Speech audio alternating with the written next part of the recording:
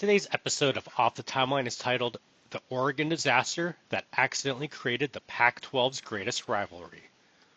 What if I told you that one disastrous coaching hire at Oregon didn't just derail the Ducks, but delayed their rise by a decade, reshaped the Pac-10, and accidentally created the most important rivalry the conference ever had?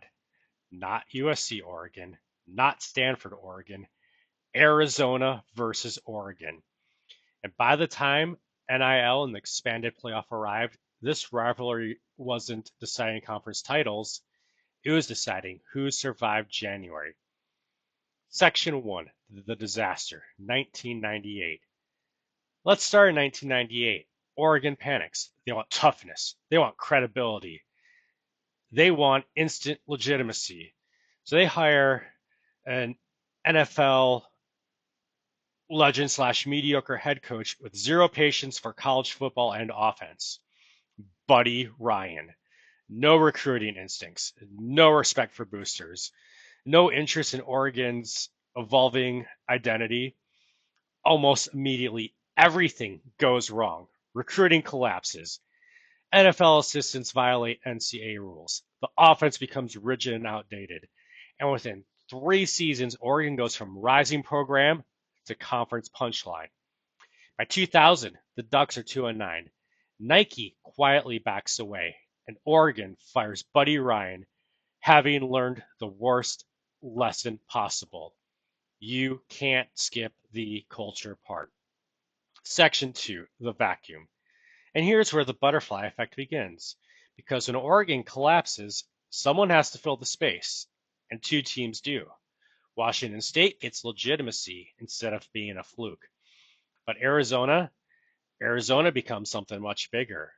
While Oregon is stuck rebuilding, Arizona recruits the desert, Southern California, and Texas.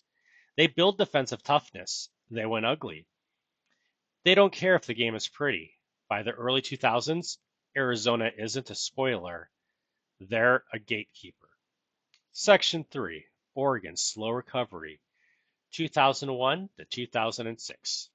Oregon stabilizes, but cautiously. They hire a safe, old-school college coach. The Ducks become respectable again. They go bowling. They stop embarrassing themselves.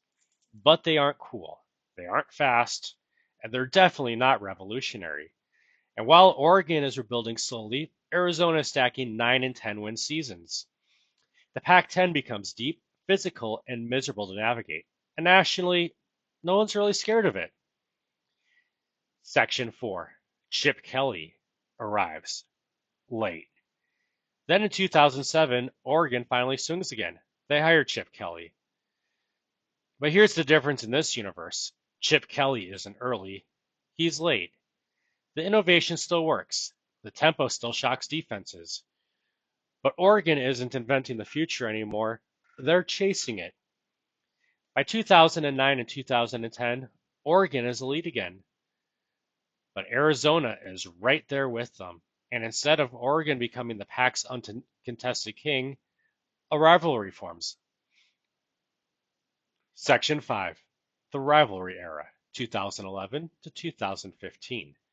From 2011 onward, Arizona versus Oregon becomes the game.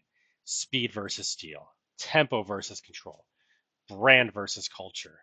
Arizona hands Oregon losses that cost them playoff chances. Oregon responds with blowouts that reignite recruiting wars. They trade Pac-12 titles. They ruin each other's seasons. And by the mid-2010s, this rivalry is doing something dangerous. It's making the Pac-12 good, but also cannibalizing itself. Section 6, NIL changes everything. Then NIL arrives, and this is where the rivalry evolves instead of breaking. Oregon leans into national NIL dominance, big brands, skill players, star power.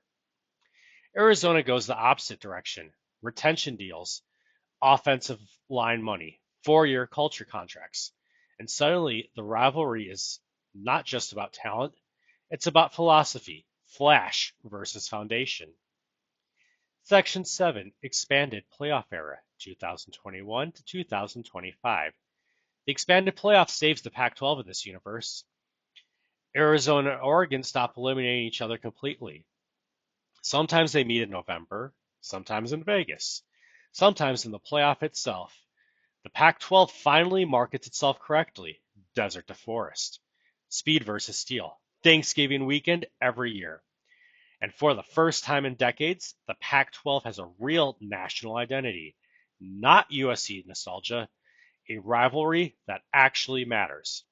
Section 8: What this universe teaches us. Here's the lesson. Oregon still becomes elite, but they're never inevitable. Arizona stops being a side character and becomes a structural power. And the Pac-12 survives longer, stronger, because it finally embraces the rivalry it accidentally created, all because of one disastrous hire in 1998. If you enjoy this alternate universe, hit like, subscribe, and tell me which rivalry I should rewrite next. Because sometimes the biggest dynasties are born from the biggest mistakes.